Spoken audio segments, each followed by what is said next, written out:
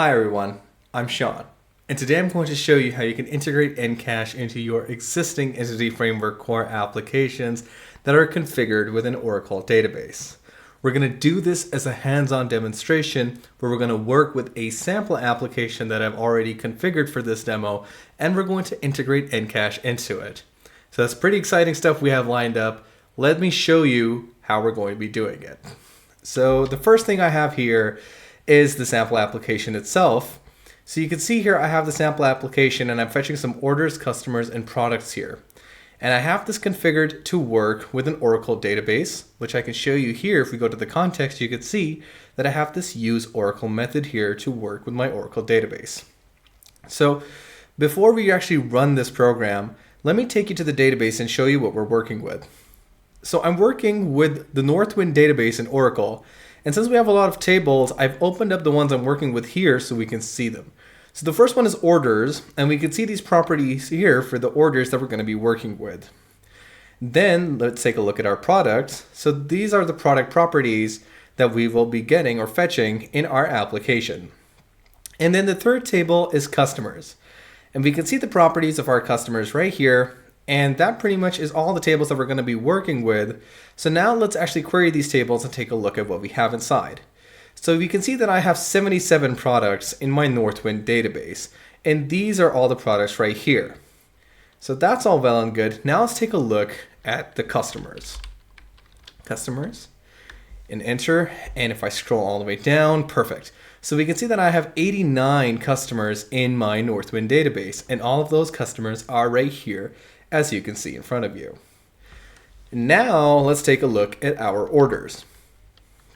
Now, there's going to be a lot of orders. Let's scroll to the bottom. Perfect. So we can see that we have 830 orders in our database. That's a lot of orders, and we can see all of these orders over here. So we're going to be making some fetching through some criteria in the application, and we're going to go through that now. So now that the application has run, we can see perfectly. Now let me scroll up here that we can fetch these products between IDs 25 and 50. So we have 26 products. Customers who are from the UK. So we have 7 customers, and orders between 10280 and 10300. So we have these 21 orders. Perfect. So now that we know that the sample is working, we can move on to configuring NCache in our Entity Framework core application. So configuring our application to work with NCache is as simple as 5 steps that we're going to be doing in this demonstration.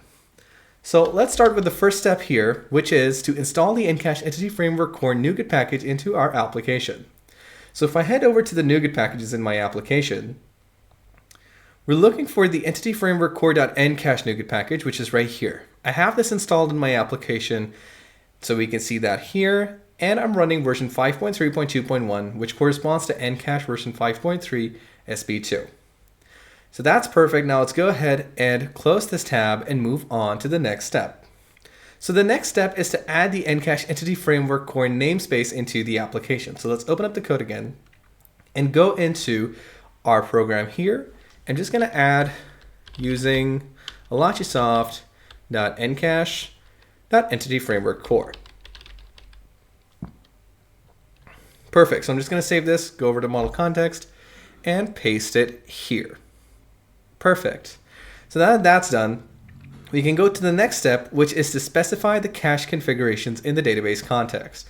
So I'm going to scroll down to my onConfiguring method, and I'm going to add the name of the cache that we're going to work with, and I'm going to pass the NCache configuration. So this is going to be my EF Core Oracle cache. Perfect. And I have to add the NCache configuration.configure the name of the cache, along with the dependency type, which is going to be Oracle. Perfect. And that's pretty much all I have to do here. Now let's take a look at the cache we're going to work with. So you can see that I have my EF Core Oracle cache configured right here on these 2 demo machines. And let's take a look at the details of this cache. So from here, if we want to monitor this cache, we can click on this monitor button. That's going to take us to the monitor here that shows us the health of our cache, and we can see that it's good and it's clean, and we have a healthy cache to work with. If we go back to our details and click on statistics, that will bring us to this page here that shows us the statistics of our cache. Now, if we go back to our monitor, go back to our application, and open up the next step. So the next step is to make our models serializable. Perfect. So now I'm going to head over to my customer model. So that is going to be over there. Perfect. And I'm just going to add serializable over here. Perfect. So now that that's done, I can move over to my order, and we can see that's already marked as serializable, and my product, which again is already marked as serializable. So all my models are serializable, and we're good to go here. So now we can move on to the next step. So the next step is to use the NCache Entity Framework Core extension methods within our application. And I'm just going to take a pause here because the extension methods that we choose to use will depend on the type of data that we are actually caching. So there are two types of data that we can cache. The first type being transactional and the second type being reference. What these types are and how you're supposed to handle them is something we'll get into just shortly. So let's talk about the first one. Perfect. So the first type of data you can handle is transactional data. Now, transactional data is data that has a read-intensive as well as a write-intensive use case. So a good example of this would be flight data, where every day you have so many flights, and that data is being written to the database every day, and it is also being fetched from the data every day. So that is a very read and write intensive use case, which qualifies that data to be transactional. In our case, a similar use case can be mapped to our orders. So we can consider our orders to be our transactional data. So when we're talking about handling transactional data in Entity Framework Core with NCache, we will use the FromCache extension method. Now, when you associate this extension method ahead of your existing queries, the first time you run it, it will run like a standard query. Your application is going to go to the database and fetch the entities from there. However, this time, your application is going to cache them into your clustered cache. And so the next time your application tries to fetch those entities, it won't make that trip all the way to the backend database. And instead, it's going to bring those entities from the clustered cache back into your application. So let's take a look at how this method works. So if I come over to my application, over here I'm fetching my orders. So I'm just going to add some order caching options. So I'm going to add caching options here, and these are going to be new caching options. So I'm going to specify my store type in here to say that I want to fetch a single collection of all my orders, so store as a collection, and then populate that into my cache. Also, I'm going to add an absolute expiration for 10 minutes to this data, because when you're dealing with transactional data, this data changes frequently, so you want to refresh it as regularly as possible. So I'm just going to put this expiration for 10 minutes so that after 10 minutes, this data set refreshes within the cache. So now I'm going to add the .FromCache extension method and add my order caching options inside, and that is perfect. This is absolutely perfect, and this is all we need to do. Now let's go ahead and run the sample, and let's take a look at what we get. Perfect, so the sample is run. There's no changes in here, so I can just close this here. And now we can take a look at these requests that we got on our cache, and we can see that this count has gone up as well. So now let's export the cache keys for this cache and take a look at the collection that we've just added into our clustered cache. Perfect, so you can see this collection that has been added into the cache. That's awesome. But say now that I didn't want to put a single collection into the cache, and instead I wanted each order as a separate entity. Well, in that case, I can just specify the store as type to be separate entities. Now when I run this application again, it is going to put all of my orders as separate entities into the cache. So now that the application is run, let's close it. We can see that the count's gone all the way up, and we can see these additions that have been performed and these requests. If I head over to the statistics, we can see this count of 7 and this count of 15. Perfect. Now let's export the cache keys and take a look at the keys that we have within our cache. Perfect. So we have these 22 keys or items within our cache, and all our orders are cached separately. That pretty much sums up how the FromCache extension method is used. Now let's talk about how you can handle reference data. So reference data is data that has a very read-intensive use case, but is not updated as frequently as transactional data. A good example of this would be a product catalog.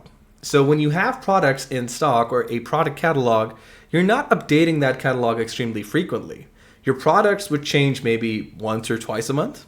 So you're more likely just reading that data from the database and not really updating that data within the database extremely frequently.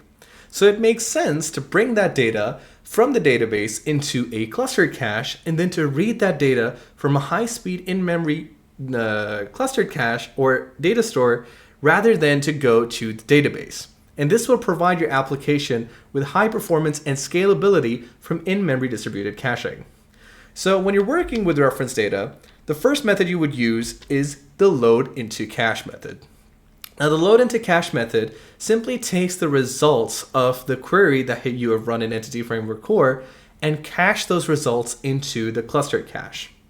Now, the load into cache method can be set to run at intervals when you expect data to be updated.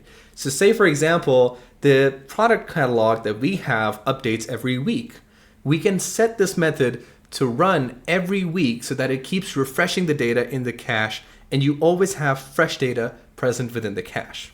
So now that you have your entire data set within the cache, let's take a look at the third extension method, which is the from cache only extension method. Now the from cache only extension method is a really cool extension method that makes it so that you only ever go from your application to the clustered cache to fetch your data rather than going to the backend database. You will never ever go to the backend database when you are using the from cache only extension method. So when you use this method in tandem with the load into cache method, you have a really powerful set of tools that are making sure your clustered cache remains up to date and synchronized with your database and that you are fetching your data only from within your clustered cache. Now let's take a look at how we would use these methods. So when you're working with these methods, the first thing we have to do is we have to make our query indexes on these models here. So if we go into customer, one way to do this is to add the query indexable tag on top of the customer over here. So we can see this query indexable tag here, and this brings in this library. However, in my case, I don't need to do this, so I'm just going to comment this out. The reason being that if I go to my clustered cache and to the details, let's scroll down to the query indexes tab over here, and you can see that I've added all my query indexes into the cache already. So since I've had these added, I don't need to dynamically define these. So now that our query indexes are good to go, I have this bit of code here that is loading all my products into the cache from the database. So I'm just going to go ahead and uncomment this piece of code. Perfect. And all that this code is doing is it is setting that I want to put my products as separate entities, and I want to add them with an expiration of 10 days, and then this load into cache method that is loading the products into the cache. Now let's run this and take a look at the results that it fetches. Perfect. So now if we scroll up here, there we go. We can see that we loaded all products into the cache, these 77 products. And then if we can see these requests that have come into the cache, these additions that have been performed, and this count that has gone all the way up. If we open our statistics, we can see we have 59 items on one partition and 41 on the other. Now let's export the cache keys and look at the data that we have. Perfect, so we have 100 keys within our cache and all of the products have been brought into the cache. Perfect.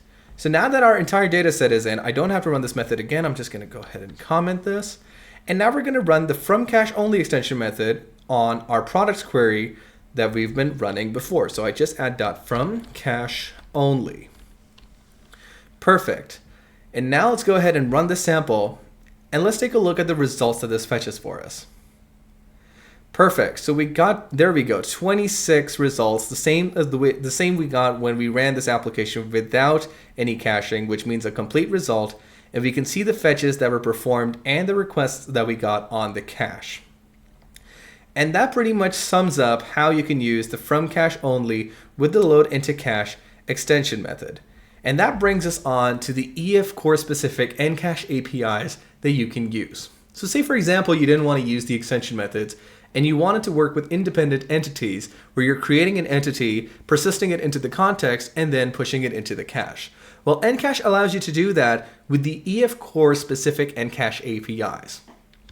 So the way that these work is that you would fetch the cache context from the EF core context within your application, And then once you have that cache context, you can use that cache context to insert entities into the cache or to remove entities from the cache.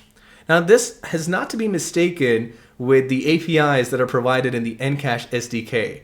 These are specific to Entity Framework Core, and they behave the way they're supposed to with Entity Framework Core.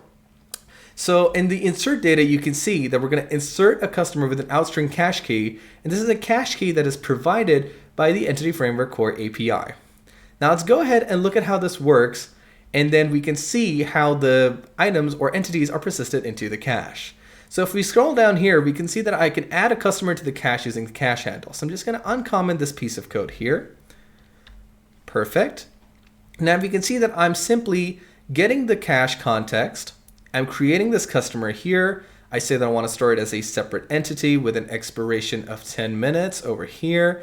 I'm just persisting this within my context, saving the changes, and then performing this cache insert here, and then printing out that I have added this customer into the cache. So now let's go ahead and run the code and take a look at how this works. Perfect, so we can see that the customer has been added into the cache. I'm just going to close this. We can see this addition for one that's been performed and this bump in our count. So let's go to statistics. There we go. So we can see 41 and the count's gone from 59 to 60. Now let's go ahead and export the cache keys. Perfect. So there we go. We can see the customer that has been added into the cache, and you can see that the API has assigned the cache key to this item. We didn't have to specify a key to add it. So that's perfect. Now let's go ahead, let me clear this up, and let's actually remove this customer that we've put into the cache. So now I'm just going to comment out this piece of code one more time. I'm just going to comment that out. And let's scroll down and let's remove the customer using the cache handle. So I have that code over here. So I'm just going to select all of it, and I'm just going to uncomment it right here. And what this code is doing is it's getting the cache from the context again, and it is finding that customer within the context. And if that customer is actually found, then what it's going to do is it's going to remove it from the context, save the changes, then perform this cache remove to remove the customer. And then it's going to print out that it's done so. Otherwise, if it can't find it, then it's just going to tell us that it could not find the customer within the cache. Now let's go ahead and save this and run this application and take a look at what happens. Perfect. So it found the customer and removed it from the cache. Awesome.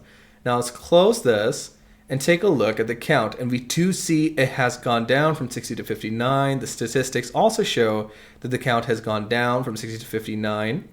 Now let's export the cache keys. We should see 100 keys now. Perfect. So we cannot see that customer that we added previously, and the count has gone back to 100.